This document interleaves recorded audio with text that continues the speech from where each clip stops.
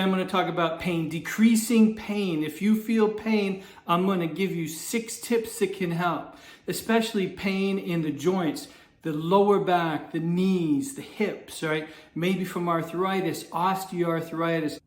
This is another episode of the Feel Fully Alive Again podcast with your host, me, Tony Wolf-Sibbald. These are things I learned because a number of years ago, I was diagnosed with severe osteoarthritis in a hip, degenerative disc in my back, and I had been undergoing tremendous pain. I used to be so active, and then I found I could hardly walk without my legs, without my thighs being in tremendous pain, sharp pain. The first thing I did, I know this might not sound exciting, but you gotta look at diet. Food can kill you, but food can also be a tremendous healer.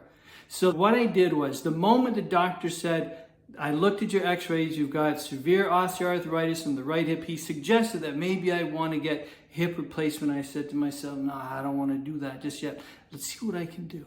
So I studied inflammation. What are inflammatory foods? The first things I learned was that sugar and greasy foods in my body really created inflammation. Sugar can come in surprising things like white pasta, like white bread, of course, all the other things that are filled with sugar, and greasy things, fries, anything fried, they made my body flare up. So I stayed away from those. Was it tough a little bit at the start? Yes, but that's okay. If it's gonna make my body feel better, I'm gonna do it. The other thing I looked at was what are foods that are anti-inflammatory? And I'll just give you a couple of examples of things that I ate a lot of. Broccoli and cauliflower, from all my research, are very anti-inflammatory and they taste delicious. Nuts like almonds and walnuts, fruits like blueberries. These things can be really tremendously anti-inflammatory. So it's a combination of staying away from the crap that is causing inflammation and then bringing into your diet things that are anti-inflammatory. Another thing I did was I supplemented with turmeric. I bought basically a spray, and I took that. You could also just put turmeric right on your food. So I popped organic popcorn in an air popper, so without grease, without butter, and then I just sprinkled a little turmeric on it, and my hands would be orange afterwards. But what a great snack. I also went to see an osteopath, and you may or may not be in the financial position to do that, but all of these things can work together. And by itself, I think just seeing an osteopath won't just do it. Like any healer. You have to make changes yourself. But I do believe that they help sort of align things, which made it much better for me. Another big thing for me, because I've always been very active, is I switched what my activity was. I used to walk for hours. I loved walking, but then walking was so painful. So I listened to my body, and it took me a while. It took me a couple of years before I would listen to my body, but it said, you can't keep doing this. The pounding on my hips, on my joints, that was what caused so much pain and stiffness. So I said, I'm gonna stop walking. What could I do? Well, I found out that I could bike, because cycling didn't put that same sort of pounding pressure on my body.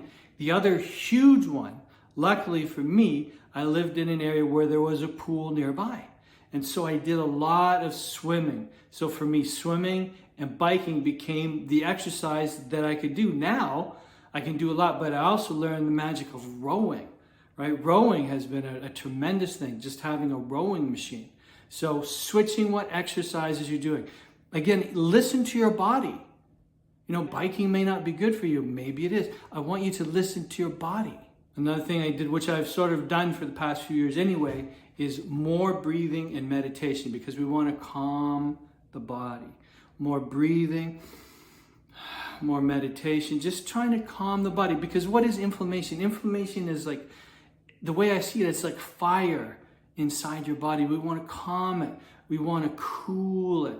So I used to envision blue water just washing down and through my body, this waves of blue, calming the fire, calming the inflammation. And then one last tip I'll give you that I just recently discovered in the past month. So I decided, because my life has totally changed now. Am I totally pain-free and stiffness-free? No. Do I still get some pain and stiffness? Yes. But my body has changed tremendously. It's crazy. So I now set a goal of walking at least 10,000 steps every day, and I've been doing that for the past month. In my basement, I found my dad had an old pair of poles, like ski poles, but the walking poles, the hiking poles. And so I started using them, and I thought, wow, this actually feels better. So I Googled it. Why does walking sticks help? And it's because when you put the stick down, it helps take some of the weight off of your knees, off of your hips. It reduces some of the pounding, right? The other thing I found out is that it's a much better workout because I'm using my arms too, and I'm using my triceps because you kind of push yourself up and forward. So I'm suggesting if you've never tried hiking poles, I'm telling you, those are really, really helpful in reducing the wear and tear and stress on your body. I hope those help. Now, I've purposely stayed away from as much medication as I can if I can help it. I take some Tylenol, whatever, sometimes, but for the most part, I try to not take medication. I try to do it naturally. There's a few tips that have really helped me. They may help you.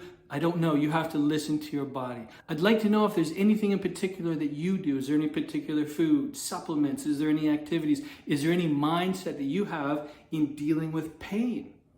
Because so many people are in pain. So if you have those, please leave those in the comments, and I'll talk to you soon.